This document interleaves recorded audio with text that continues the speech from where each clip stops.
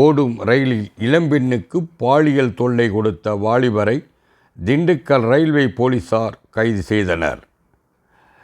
திங்கட்கிழமை மாலை 4:30 மணி அளவில் கிடைக்கப்பெற்ற தகவலின்படி ஈரோட்டைச் சேர்ந்த 26 வயதான இளம்பெண் இவர் தூத்துக்குடியிலிருந்து ஈரோடு செல்லும் ஓகோ எக்ஸ்பிரஸ் ரயிலில் முன்பதிவில்லாத பெட்டியில் ஏறி பயணித்தார். அதே பெட்டியில் விருதுநகர் மாவட்டம் அருப்புக்கோட்டையைச் சேர்ந்த தொழிலாளி சதீஷ்குமார் கோவை செல்வதற்காக இந்த ரயிலில் ஏறினார்.